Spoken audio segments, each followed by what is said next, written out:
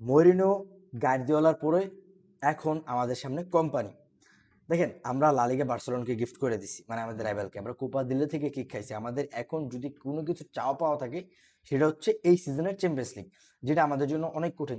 এবং আমি সবসময় বলি যে যদি আমরা চ্যাম্পিয়ন্স লিগটা জিতি, সেটাও আমাদের মানে রিয়াল মাদ্রিদের ইতিহাসে বাকি যে 15টা চ্যাম্পিয়ন্স লিগ জিতছে তার থেকে বেশি, মানে সব থেকে বেশি রোমাঞ্চকর।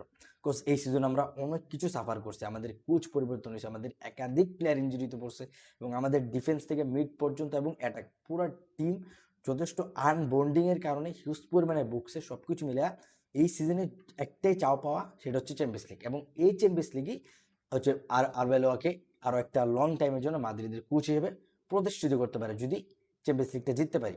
আমরা সিটিকে বিট করছি, আমরা তো বেনফিকাকে আগে বিট করছি, এখন আমাদের সামনে বায়ার্ন মিউনিখ যথেষ্ট ভালো ফর্মে আছে এই সিজনে, কোনো সন্দেহ নাই। কিন্তু নামটা রিয়াল মাদ্রিদ, আমাদের এগেনস্টে এই ফর্মেটে মানে চ্যাম্পিয়ন্স লিগে যে আসুক, রিয়াল মাদ্রিদের চাইতে বেশি কেউ ফেভারিট না, আনডাউটলি। অ্যান্ড মাদ্রিদ এই টাইপ ম্যাচগুলোতে খুব চমৎকার খেলে, বিশেষ করে ভিনিসিয়াস জুনিয়র, যে কিনা বিগ ম্যাচে একদম ফাটায় দেয়। থিবো কোর্তোর মতো একজন গোলকিপারকে আমরা বায়ার্ন মিউনিখের কাছে পাচ্ছি না। দেখেন, যখন কোনো কিছু কাজ হয় না তখন কোর্তো আমাদেরকে বারবার বাঁচায় দেয়। কোর্তো হচ্ছে রোনালদোর পরে মাদ্রিদের মানে ইতিহাসের সেরা সাইরিং, যার কোনো অফ ফর্ম নাই, যার কনসিস্টেন্সি দুর্দান্ত।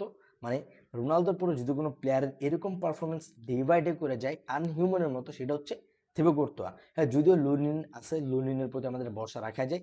লাস্ট যে চ্যাম্পিয়ন্স লিগ জিতে সেখানে লুনিনের খুব ভালো অবদান ছিল। অ্যান্ড আমি লেফট ব্যাকে মেন্ডিরে খুব করে চাইতেছি, কারণ বায়ার্ন মিউনিখের মতো একটা অ্যাটাকিং টিম, যারা কিনা যে কোনো ডিফেন্স লাইনের জন্য একটা মানে অ্যাটাকিং ওপেন থ্রেট, তাদের এগেনস্টে মেন্ডি যদি লেফট ব্যাকে থাকতো আই থিঙ্ক অনেক ভালো হইতো। বিকজ মেন্ডির ওই মানে মাদ্রিদের যে 2-3 জন লেফট ব্যাক আছে, গার্সিয়া অ্যান্ড আর কেরেরাস, তাদের থেকে মেন্ডির ডিফেন্সিভ কোয়ালিটি অনেক বেটার। অ্যান্ড মেন্ডি শেষ পর্যন্ত থাকবে কিনা সেটা জানি না, বাট ডিফেন্স লাইনে হুইচেন অ্যান্ড মিলিটাও থাকার পসিবিলিটি অনেক বেশি। রাইটে ট্রেন্ড থাকবে, এবং গোলকিপিংয়ে তো লুনিন ছাড়া কোনো অপশন নেই আপাতত। অ্যান্ড মিডে বেলিংহাম ব্যাক করতেছে, বালবার্দে আছে, তারপর কামাভিঙ্গে আছে, অ্যান্ড চুয়ামেনি আছে। সো এখন এইখানে কাকে স্টার্ট করাবো, বা আর্দাগুলারকে বেলিংহামকে একসাথে স্টার্ট করাবো কিনা সেটা আর বেলা বলা জানে। বাট যেটু ক্লিয়ার যে ভিনি এবং এমবাপ্পে একসাথে স্টার্ট করতেছে, Brahim Diaz I think bench থাকবে। সো 4-4-2 হইতে পারে ফরমেশন বায়ার্ন মিউনিখের সাথে। মেন কথা হচ্ছে যে মানে জিততে হবে।